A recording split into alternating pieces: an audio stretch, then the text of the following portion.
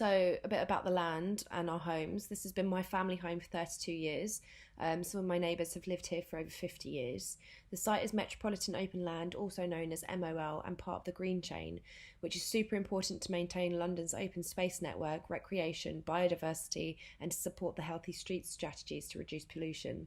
It's also a site of nature conservation importance. The area itself actually is a floodplain area in flood zones 1 to 3, zone 3 being the highest risk.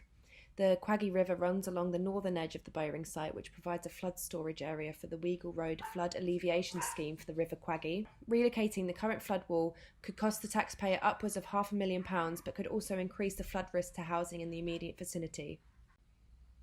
So the London Plan Policy 7.17 on Metropolitan Open Land states, the Mayor strongly supports the current extent of Metropolitan Open Land, MOL, its extension in appropriate circumstances and its protection from development having an adverse impact on the openness of MOL. Extension or alteration of a building provided that it does not result in disproportionate additions over and above the size of the original building. The only building on already developed land is a sports pavilion, which will then be demolished. The new school buildings are on a much larger scale and will have a severe impact on the openness of the Metropolitan Open Land by forming a large 4-storey building running across the entire width of the south of the site. The sports ground has suffered from underinvestment, which has led to claims in the application that it is underused and derelict. Nonetheless, it fulfills its function as Metropolitan Open Land and is regularly used by local sports teams and clubs at the weekend. On these occasions, despite the extensive amount of parking available on site, Hamley Close is often used for the overspill of cars when the on-site parking is full. From the beginning, residents have not been adequately included in the consultation process, and our concerns about this development have been ignored. It has felt as though we have, at times, been purposefully excluded from consultations because of our proximity to this school. One of my neighbour's relatives, who lives in Welling, received information about the last consultation on 27th of September 2018, whereas many of us in the immediate area did not, until the day before the consultation, because we complained as soon as we realised. The potential impact of the school on this site has caused everyone a great deal of worry for our futures and homes, as the scale of this development is huge. The buildings will tower over our homes. As you can see here, the plans to show the proposed design of the school, relocating the flood defence wall to allow building on the MOL to run south of the current flood wall and just 27 metres away from our back walls. There will be 3 storeys and a basement level. We are also worried that design and building plans could change after the application has been accepted. Our bedrooms and living room will be facing directly onto floor-to-ceiling glass-walled areas of the school, denying us our right to privacy in our own homes and gardens. Section 4.2.5 of the planning proposal states that the view from Hamley Close will be impacted by the development. There will be trees screening along the boundary which will filter views of the building, but where there are no trees, the impact will be moderate to substantial from the nearest properties. This was without any viewpoint photographs being taken, so I have created a rough visualisation of what the impact could be like, with the school's south wall facing our homes. The multi-use games area, MUGA, also known as MUGA, will be built on undeveloped MOL, which is contradictory to protecting our green spaces. The MUGA will also feature a 3-metre tall fence, which will of course impact the openness of the MOL. The GLA has stated that it is wholly unacceptable to build on MOL without a VSC or very special circumstance. The VSC is supposedly the need for a school. There are many spaces available in Lewisham and Greenwich secondary schools. Initially, IAOG was planned for children from the borough of Greenwich, stating that there was an urgent need for a school in Greenwich. However, 50% of students at the temporary site in Meadow Court Road are from Lewisham. Lewisham schools currently have 1,000 plus spare spaces in secondary schools. There are also available places in the borough of Greenwich. Many schools in both the Greenwich and Lewisham boroughs need to be regenerated and improved for their current students and for future students. The money for this academy could be spent better by improving life for the students where it is needed.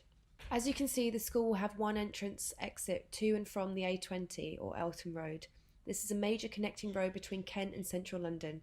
It's also highly congested and has a public transport access level of 2 out of 6, meaning poor. The periods of heaviest traffic are usually spring, early autumn and December with high pollution levels. The transport report submitted in the planning application is dated January 2016 and is not a true representation of traffic at other times of the year.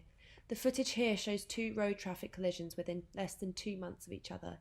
We as residents have seen many accidents over the years, and this is a very busy and dangerous road.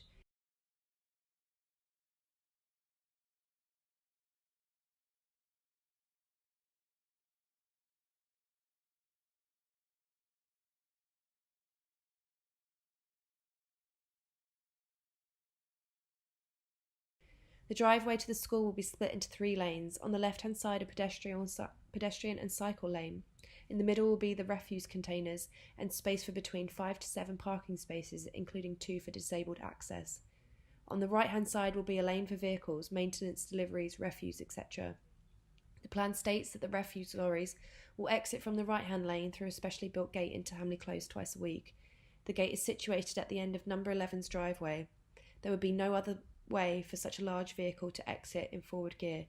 Parents will not be allowed to drop their children off in the school and will be encouraged to do so from drop-off points such as Sainsbury's car park.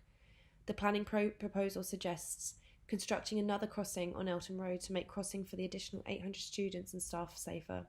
However, the congestion on Eltham Road is at times so bad that it can take up to 10 minutes to turn out of Hamley Close in peak travel times. An additional crossing here would only increase the congestion.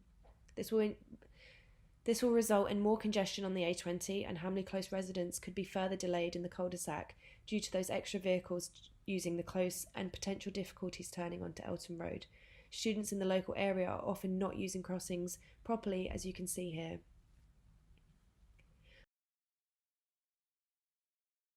Although London's air often appears clear to the naked eye, the city has suffered from mounting levels of air pollution since 2010, with particularly dangerous levels of nitrogen dioxide.